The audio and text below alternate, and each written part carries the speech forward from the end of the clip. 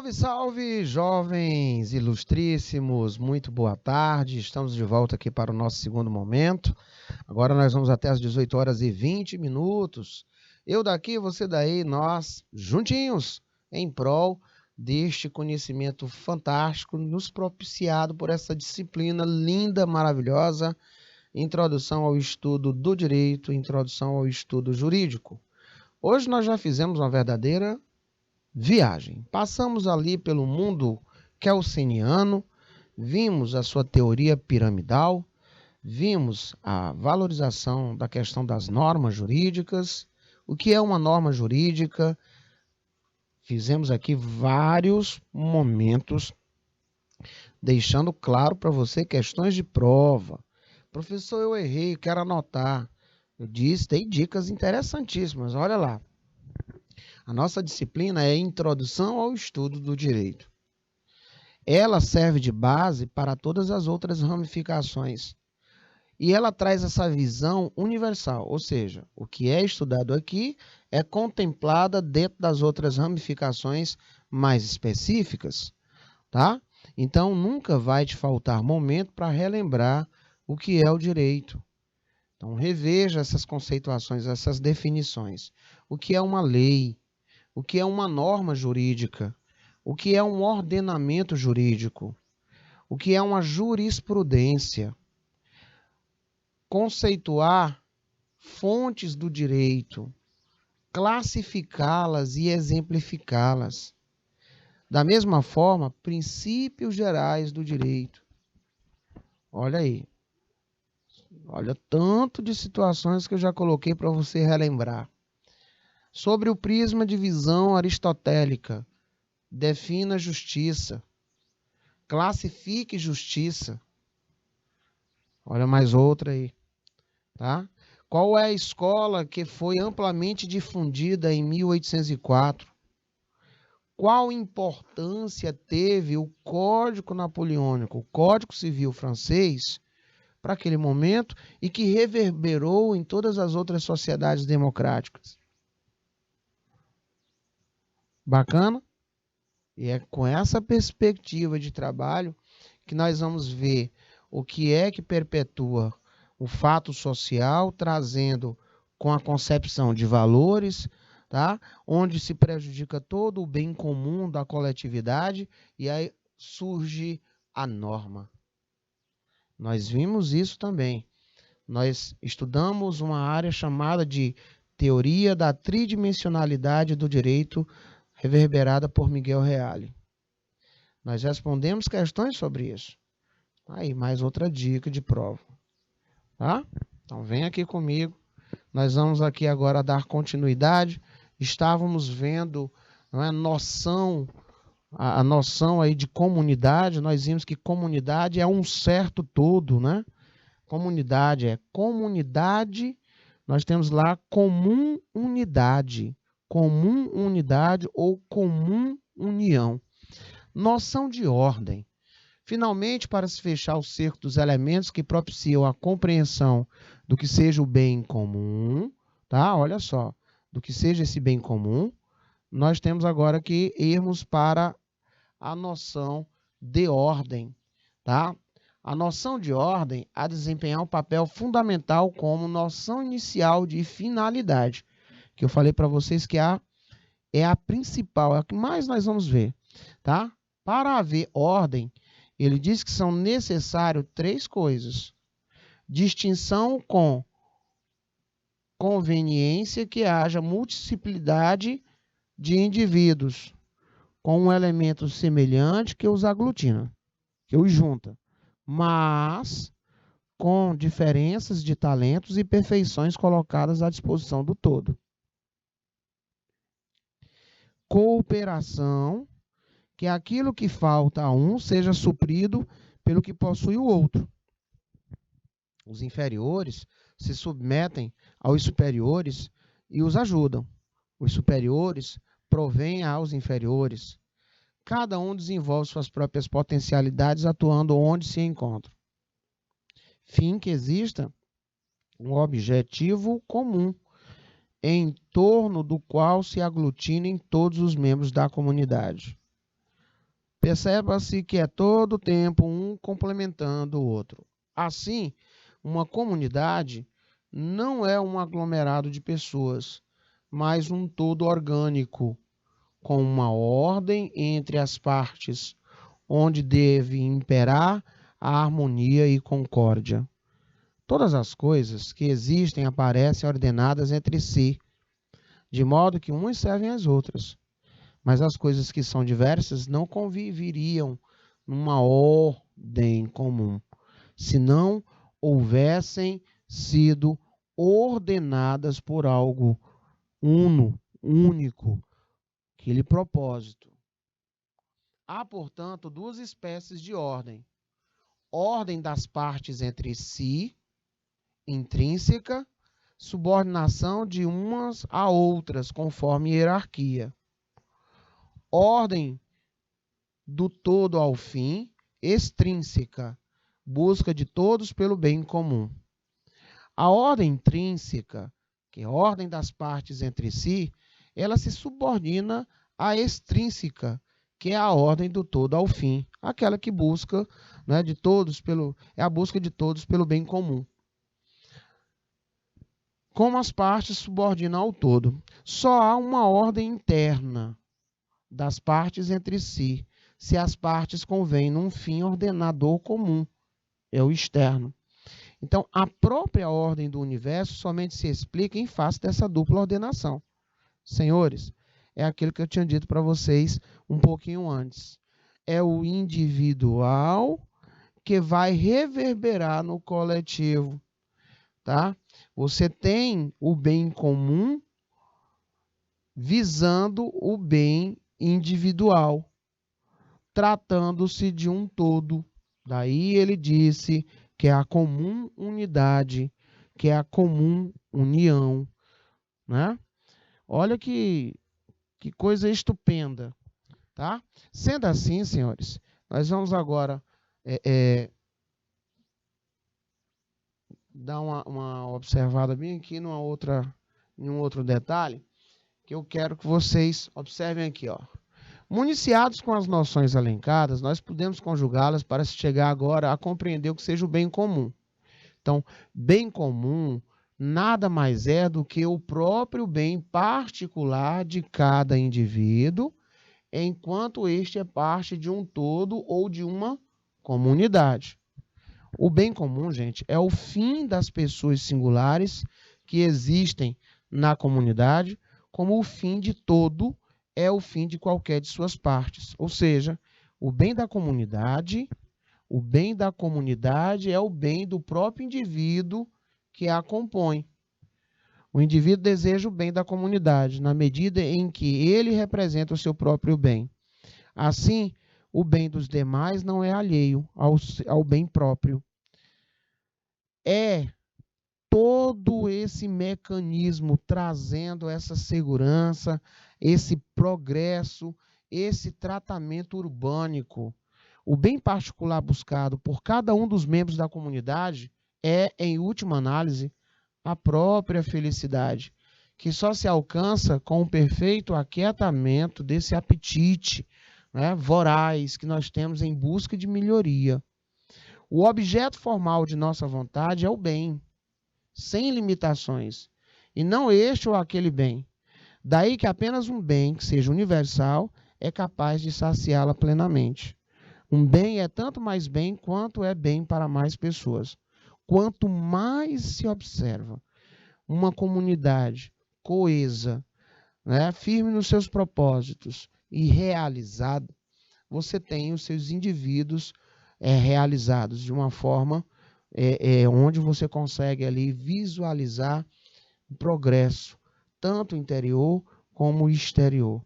Então, as pessoas se sentem bem a partir do momento onde se estão se sentindo respeitadas, acolhidas, protegidas, não é? E elas passam a ser parte integrante desse processo. Tá? Não é um negócio muito fantástico? Então, noção afim, a de bem comum, é a de interesse público. Aí lá se vai, ó. O que é direito público? O que é direito privado? Exemplifique direito público. Exemplifique direito privado. Questão de prova. Nós vimos, né? Direito público, direito privado, nós vimos os ramos do direito, nós vimos o que é direito positivo, direito subjetivo, nós vimos o ius positivismo, nós vimos o naturalismo. Olha, cuidado, hein? O que é direito público, o que é direito privado, exemplifique. É a cara de prova isso aí. Porque quando vai falar lá em ramos do direito, você viu que, segundo os ensinamentos de Miguel Reale, vocês viram como é que ele faz essa divisão.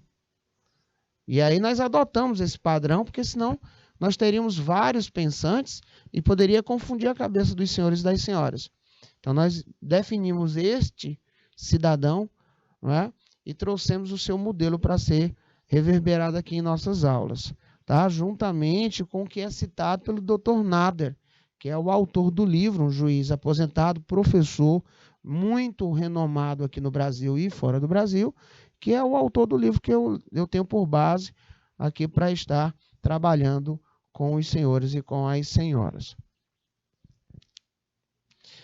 O que é que eu ainda posso trazer aqui, senhores? Noção de interesse. O bem simpliciter, ou seja, considerado de forma absoluta, é um dos transcendentais elencados por Aristóteles como facetas do ser. O ser, enquanto passível de ser conhecido por uma inteligência, ele é verdadeiro. Enquanto passível de ser apreciado pelo sentido estético, ele é belo. E enquanto passível de ser querido por uma vontade, ele é bom. Nesse sentido, todo ente, pelo simples fato de existir, é bom simpliciter. Isto é, tem uma bondade intrínseca que o torna capaz de ser tido como um bem por algum sujeito. Tá? Já o bem secundum, ou seja, segundo determinado aspecto, é aquele que tem a adequação à perfeição exigida por determinada natureza. Assim, os bens mais próprios à natureza racional do homem são os de ordem espiritual, enquanto a natureza animal exige exclusivamente bens de ordem material. Tá? E aí, agora há pouco nós vimos, nós estávamos falando sobre as questões inerentes vamos lá, às leis. E nós vimos algumas leis, eu terminei de dizer para vocês que algumas são bem esquisitas, e até dei a sugestão para vocês lerem as 50 leis mais esquisitas que já tiveram no nosso país. Vou botar só 50, que é para vocês verem aí que realmente tem um negócio bem... A lei do desconforto, por um exemplo, ela é uma lei aí, ela é de 95. Deixa eu ver se eu coloquei esse slide aqui para eu falar para vocês. Então, o que são leis injustas? Pode-se dizer que leis injustas são contrárias à justiça, ou seja, contrárias ao objetivo maior do direito, que, conforme já dito, é dar a cada um o que lhe pertence. Lembra lá, quando nós estávamos estudando justiça aristotélica, não é? Por alguma distorção, a norma se torna inútil na função a que se destina, ocorrendo uma injustiça. Pode ser que essa distorção se dê de 3 maneiras. Por destinação, quando a intenção do legislador é exatamente a de se criar uma norma injusta, causais, que se dão em virtude de incompetência política, que produz leis que se desviam de sua finalidade, e eventuais, quando diante do caso concreto, a norma poderá se tornar injusta. Você vai lembrar desse nomezinho aí, leis injustas, tá? Há uma discussão dos juristas acerca da validade ou não dessas leis injustas. Uns pensam que a norma não poderá valer por contrariar o ideal do direito. A norma não poderá valer por contrariar o ideal do direito. Já outros apontam pela validade, por receio de causar um mal ainda maior, que seria a não observância do direito em determinada situação sob o pretexto da injustiça. Assim, o mais plausível seria atender o disposto da lei, mas fazendo um trabalho de interpretação para evitar o mal contido na norma. Certinho? Pode-se dizer que leis injustas são contrárias à justiça, tá? Contrárias ao objetivo maior do direito, conforme nós já vimos. Posso também dizer que a palavra direito, ela é uma expressão que possui diversos significados, podendo estar relacionada com os conceitos de lei, de justiça, prerrogativa, dever, faculdade, dentre outras. A concepção positivista, em exame, entende o direito como um conjunto de regras, fruto de uma vontade humana soberana, imposta a todos os cidadãos com o intuito de viabilizar a vida comunitária. Olha aí, uma das maneiras de você falar sobre o que é direito. O positivismo jurídico, no entanto, ao contrário do que muitos pensam, não se resume a uma única proposição, e foi justamente no intuito de facilitar a compreensão e distinguir as principais teses atribuídas a respeito dessa expressão que o Norberto, apresentou uma das mais interessantes classificações a respeito do tema. O positivismo jurídico como um método de estudo do direito, e o positivismo jurídico como teoria, e o positivismo jurídico como ideologia. Vamos ao primeiro. O positivismo jurídico como método de estudo do direito relaciona-se ao modo como os positivistas delimitam o objeto de suas pesquisas e, por conseguinte, a função que atribuem à pesquisa a que empreendem. O positivismo como teoria, por sua vez, expressa um conjunto de formulações sobre a natureza do direito, segundo as quais, gente, o conceito de direito está vinculado a algumas características específicas que nós já vimos: coercibilidade, imperatividade, supremacia da lei sobre as outras fontes, o caráter da plenitude ou ausência de lacunas da lei e interpretação mecanicista. Essa definição conceitual do direito se relaciona com a sua aplicação. Gente, essa parte aqui mesmo está vendo assim uma prova. Nós estávamos falando sobre a caracterização, a característica de direito e moral. Você coloca lá na balança, direito versus moral. Alguns alunos, inclusive, me mandaram foto do resumo que fizeram da aula. Ficou ótimo, ficou show. Me esqueci o nome da jovem que me mandou aí uma foto. Caderno dia, me lembro da cor do pincel, vermelho e azulzinho. Ficou muito bacana o que ela colocou. Já o positivismo como ideologia, gente, ela prega a obrigação moral de se obedecer ao direito positivo, qualquer que seja o seu conteúdo.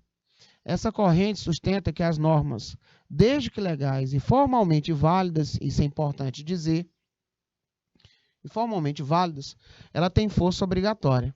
Isso significa que os juízes e sujeitos jurídicos devem a ela se submeter independentemente de seu conteúdo. Segundo esse pensamento, o direito, pelo simples fato de ser positivo, deve ser obedecido incondicionalmente, senhores. Os juízes, eles devem assumir uma postura de neutralidade, se limitando a decidir de acordo com o direito vigente. Deste modo, a lei pode ser injusta e opressiva, mas enquanto não for revogada, obriga e se impõe a todos e a todas as pessoas. Então, a lei, ela está para todos. Essa última posição, ela é muito questionada na atualidade, diante dos eventuais conflitos que podem surgir quando o jurista se depara com uma norma considerada injusta. Segundo Hart, a justiça constitui um segmento da moral. Justiça constitui um segmento da moral, que se ocupa primariamente não com a conduta individual, mas com os modos por que são tratadas classes de indivíduos. Nós vimos também um posicionamento assim, senhores, quando nós estávamos trabalhando com a visão de justiça aristotélica. E terminamos vendo vários grandes estudiosos, dentre eles o próprio Nader, Dr. Nader. Nós vimos, inclusive, não é, a visão primorosa de próprio Reale, quando ele fala sobre a questão do direito e da moral, que elas devam ter aí as suas distinções e devam ser, né, bem ponderadas. Eu achei fantástico essa visão, tá? E por finalizar, a justiça, prossegue Hart, ela é tradicionalmente concebida como mantendo ou restaurando um equilíbrio ou uma proporção, e seu preceito condutor é frequentemente formulado como tratar da mesma maneira os casos semelhantes, ainda que devamos acrescentar este último e tratar diferentemente os casos diferentes. O conceito de justiça, todavia, pode variar no decorrer da história, acarretando produção de normas injustas ou mesmo normas justas, que se tornam injustas com o passar dos anos. De acordo, olha aqui, gente, Kelsen. Esse conceito muda conforme os valores sociais dominantes. Vou muito longe, não. Há alguns tempos atrás, nós tínhamos aí o crime de adultério, com as várias relações, né? E esse avançar nas relações em sociedade, observou-se a necessidade de rever.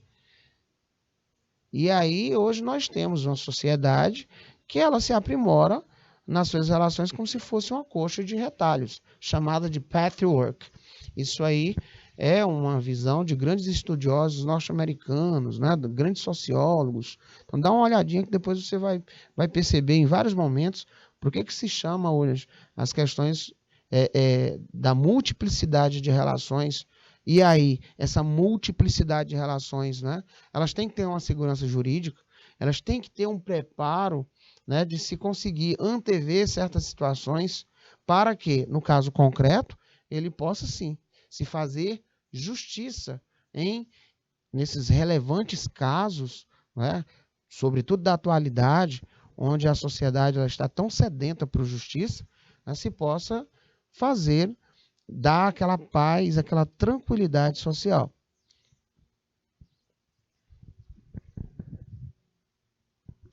E, por fim, o direito positivo como ideologia também conta com a característica da mutabilidade, cujo elemento criativo permite, com certas ressalvas, que o direito de cada época possa ser constantemente modificado.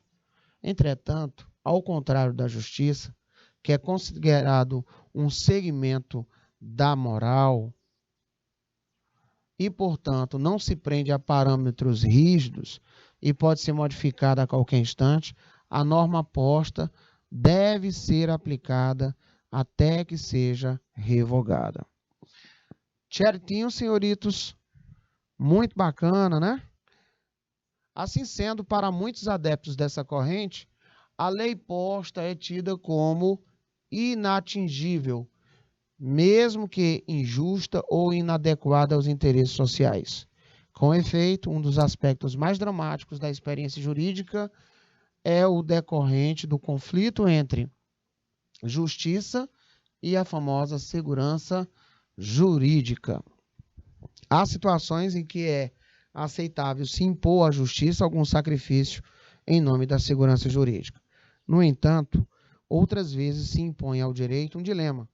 Ele pode se manter indiferente, de modo que se atinja um grau inaceitável de sacrifício da justiça, ou pode não ficar alheio ao sentimento de seus destinatários, tendo em vista que um sistema jurídico deve mostrar alguma conformidade específica com a moral ou justiça, sob pena de se esvaziar de legitimidade e de se deturpar.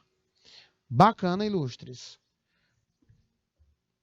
Dentro do positivismo extremado, denominado versão forte, toda a norma emanada do Estado, seja justa ou injusta, seja adequada ou não às necessidades dos destinatários, ela é tida como obrigatória.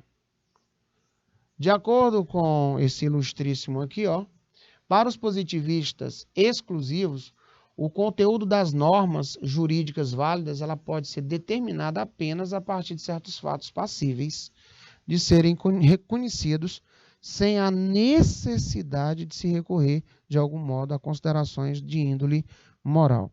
Gente, voltem sempre àquela aula que nós tivemos falando sobre direito versus moral. Deixei para vocês aqui vários quadrinhos e falei das teorias, aonde eles se encontram, aonde não se encontram, qual é o comportamento disso, tá? Agora nós vamos ali para aquele famoso momento, hora de praticar.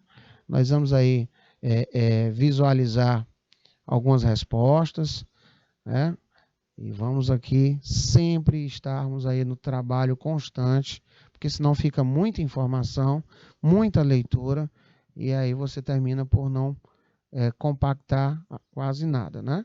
Então, na aula da semana que vem, uma das principais situações de resolução vai ser questões onde envolvam esses temas atinentes a direito positivo, a direito subjetivo, ao positivismo, ao bem comum, tá? As características que nós terminamos aqui de ler e exemplificar para vocês usando o nosso dia a dia, porque fica mais fácil de assimilar. O primeiro desafio de hoje, ele fica por base dessa disciplina, dessa questão que foi aqui, CESP Técnico Judiciário. Vamos deixar um minutinho na tela para leitura, e sem o teorema de Chutágoras, eu aguardo aí a resposta dos senhores.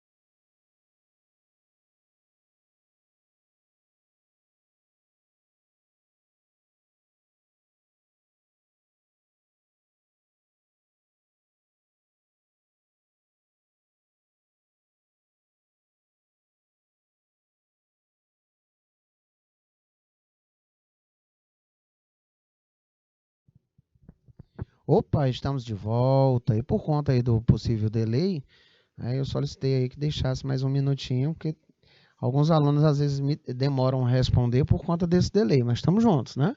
Então, gente, eu chamo aqui a atenção para essa parte aqui, ó.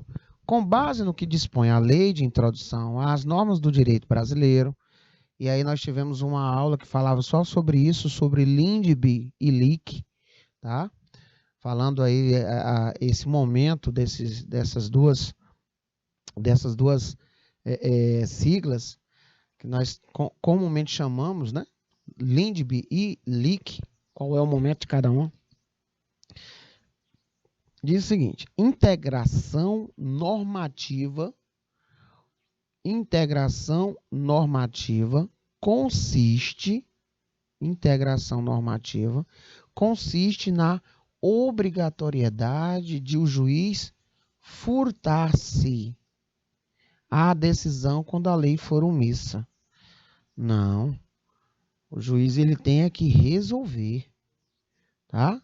Porque quando ela for dessa forma, omissa, você tem aí, ó, quais são os procedimentos de integração. O artigo 4º da Lindby, ele coloca analogia, costumes, princípios gerais do direito. Essa é a taxatividade da Lindby, Lei de Introdução às Normas do Direito Brasileiro. Certinho, queridos? O juiz não pode se furtar, não. Ele tem aqui esse mundo de opções a serem aí perquiridas a fim de se resolver o imbróglio.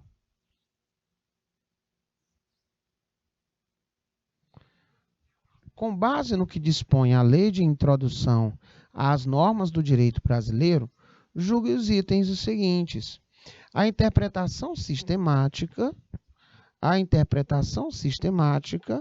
de uma norma implica a adequação da lei ao contexto da sociedade e aos fatos sociais. Ora, se nós estamos falando, senhores, de interpretação sistemática, é porque ela não pode, com certeza, ser tratada de forma isolada, né? A interpretação sistemática considera que a norma não pode ser vista de forma isolada, pois o direito existe como sistema, de forma ordenada e com certa sincronia. Era essa a linha de raciocínio. Com a leitura, você poderia conseguir esse êxito, não é? Agora essa é com vocês, tá? E para tanto, nós vamos deixar aí 2 minutinhos na tela.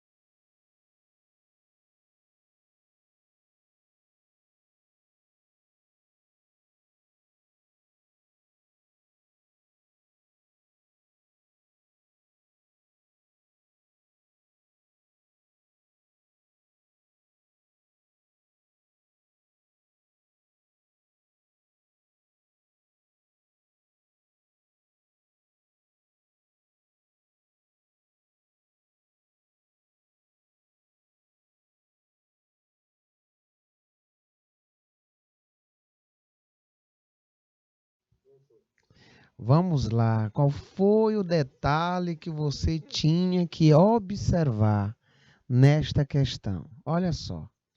O artigo 4º da Lei de Introdução do Código Civil, LIC. Tá vendo aí, LIC. Não esquece de depois dar uma olhada assim, LINDBILIC. O artigo 140 do CPC tratam sobre técnicas de integração. Aqui é o conteúdo. Segundo os dispositivos, sempre que o operador estiver diante das lacunas da lei, ele pode recorrer à analogia, costumes e princípios gerais do direito para solucionar a questão. Dispõe dessa maneira os artigos. Vamos lá, o 4º. Quando a lei for omissa, o juiz decidirá o caso de acordo com a analogia, costumes e princípios gerais do direito. Artigo 140 do CPC. O juiz não se exime de decidir sob a alegação de lacuna ou obscuridade do ordenamento jurídico. Aí ele pega agora e diz assim, nesse sentido, é correto afirmar que o juiz, a qualquer pretexto, pode fazer uso da equidade? Bom, no início da primeira aula, nós estávamos a tratar sobre vários temas, dentre os quais apareceu a questão da equidade, nós vimos que não. Tá? Por quê? Porque para se fazer uso da equidade, nós temos aqui um comando, parágrafo único, onde ele diz que o juiz só decidirá por equidade nos casos previstos em lei. Certíssimo?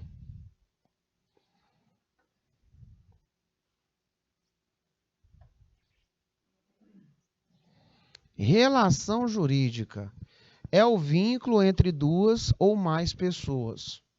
Perfeito. Aos quais as normas jurídicas atribuem efeitos obrigatórios. Perfeito. O conceito de relação jurídica é fundamental na ciência do direito. Perfeito. Então, a relação jurídica é o vínculo entre duas ou mais pessoas. Tá? Eu vou alugar ali uma moradia. E aí eu vou ter uma relação jurídica com quem vai me alugar. Daí nasce um documento chamado de contrato. Esse contrato ele vai estipular, as formas de como essa relação ela vai acontecer. Lá vai ter os meus dados, os dados de quem vai alugar, a descrição do que está sendo locado, tá? O valor que foi dado de caução, se caso tenha, a questão do valor mensal, como é que esse valor ele vai ser reajustado, o período que eu vou passar, dentro daquele imóvel, e as exigências, de preservar, e etc, etc, etc, etc. Bem verdade é que num padrão contratual não pode ter nenhuma cláusula abusiva. Isso nós vamos ver lá na partezinha de estudo de direito civil, vocês vão ver aí sobre as questões de anulabilidade, nulidade, tá bom? Vocês vão verificar isso. Então, dentro dessa concepção bem ampla, a relação jurídica ela é de fato um vínculo entre duas ou mais pessoas. Dei aqui um simples exemplo, aos quais as normas jurídicas atribuem efeitos obrigatórios. Claro, se eu tenho direito, eu também tenho as obrigações. Tá? E é fundamental a ciência do direito. Sendo assim, está mais do que correto. Então, vamos lá agora deixar mais uma aqui para os senhores. E aqui nós vamos... Não, vamos fazer essa daqui. Olha aqui, vamos lá. A interpretação sistemática, a adequação da lei ao contexto da sociedade e aos fatos sociais. Nós vimos que parte de um sistema. Isso está errado. Tá? Ela parte de um sistema. A norma não pode ser vista de forma isolada, pois o direito existe como sistema, de forma ordenada e com uma certa sincronia. Nós também vimos que o juiz, a qualquer pretexto, ele não pode fazer uso da equidade, não. Desde que esteja em lei. Nós vimos também que está errado, e nós vimos isso no parágrafo único. O juiz só decidirá por equidade, né, nos casos previstos em lei. Muito bem. Agora essa é com vocês. Vamos deixar aí meu ilustríssimo diretor.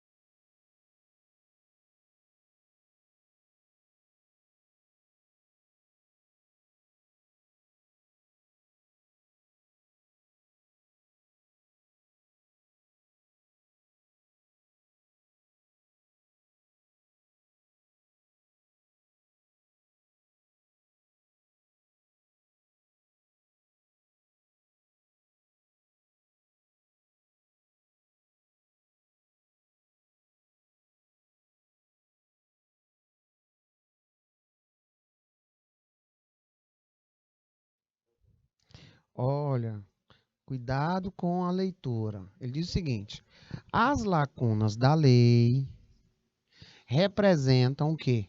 A ausência de uma norma específica ou mesmo de um critério para a aplicação de outras normas. Para suprir essa falta, o operador do direito, olha aqui o problema, não pode se valer de uma série de técnicas de integração. Essa é uma maneira do direito atingir sua finalidade, mantendo sua efetividade. Olha outro problema aqui, ó. Dependente não, é independente. O operador do direito não é que ele não possa, ele pode, né? Ele vai se fazer valer disso, tá? Então, nós temos aqui dois erros bem interessantes de serem observados na leitura e agora ficou correto aqui quando a gente tirou o não e deixamos aqui essa parte em azul de forma a você notar aqui o independentemente das transformações sociais.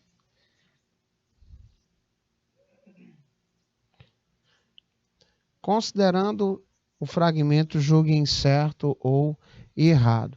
O profissional atua em relações jurídicas, pessoais, patrimoniais e familiares, estabelecendo direitos e impondo obrigações. Área que envolve normas voltadas para as atividades comerciais de pessoas físicas ou jurídicas. Tem como base o Código de Defesa do Consumidor, CDC. para a certificação de que as partes em uma relação de consumo estejam realmente em situação de igualdade. O problema está aqui, gente. Ó, ele falou respectivamente. Ó. Quando ele falou respectivamente, ele inverteu aqui. Ó. Teria que primeiro vir direito civil para depois o direito comercial. O consumidor está ok, porque você vê aí por último o CDC, certo? Então nós temos aí um erro.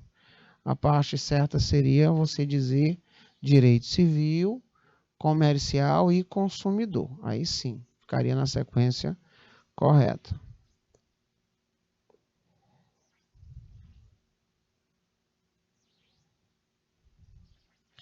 Ok? 2 minutinhos na tela.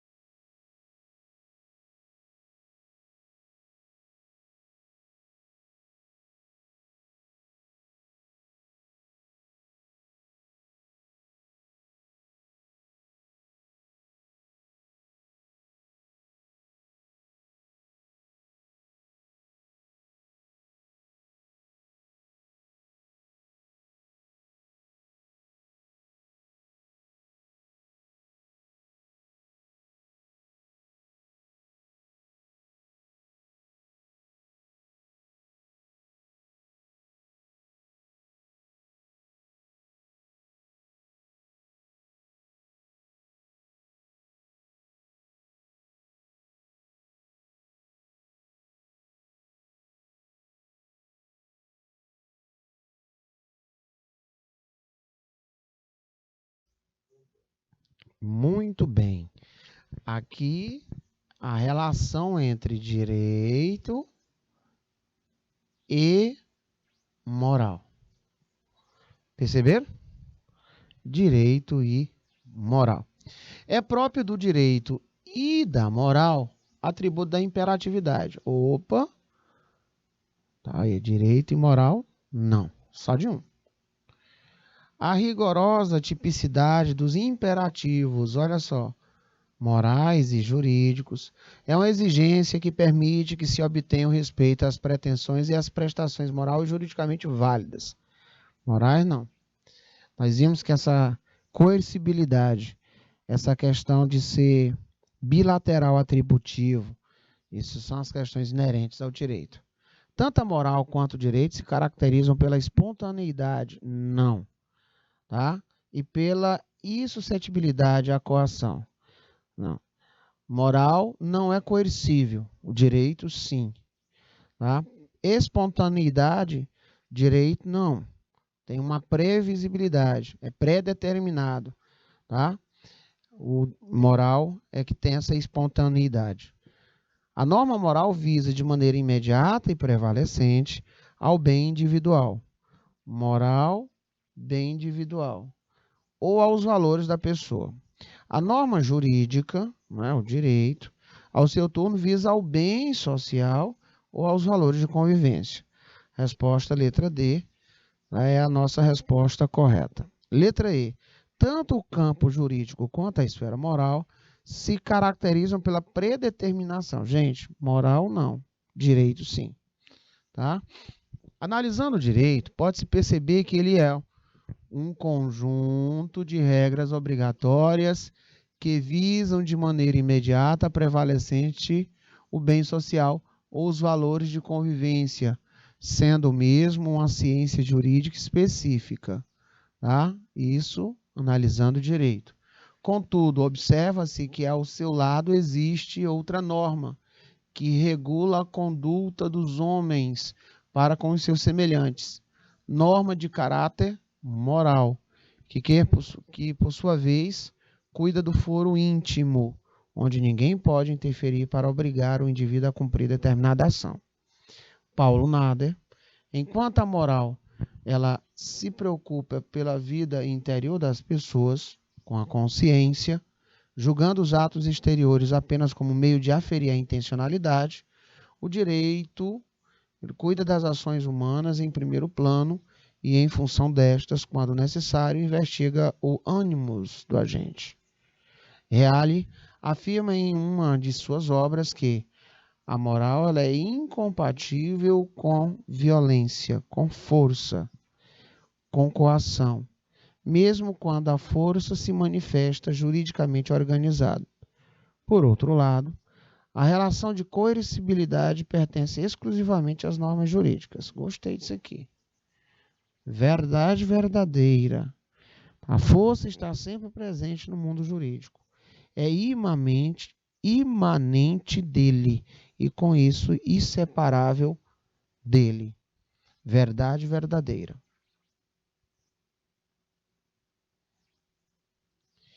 Vamos deixar aí um tempinho na tela, meu ilustríssimo diretor.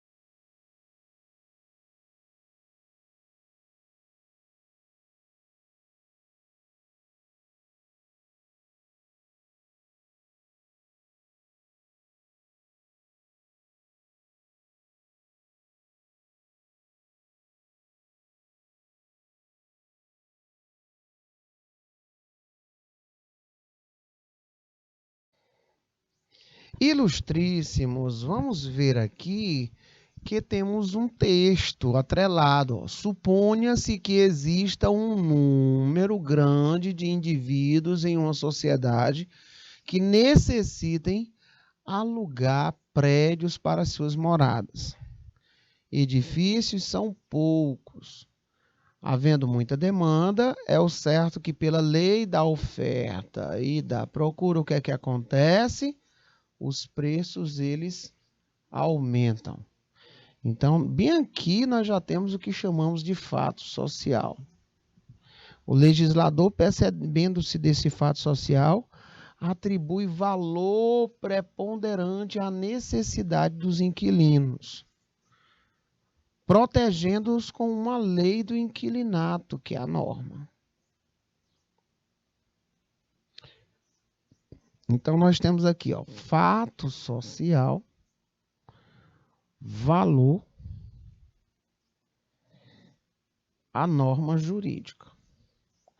Fato social, valor e a norma jurídica. Fato social, necessidade de se alugar, ter poucas opções e o preço subir muito.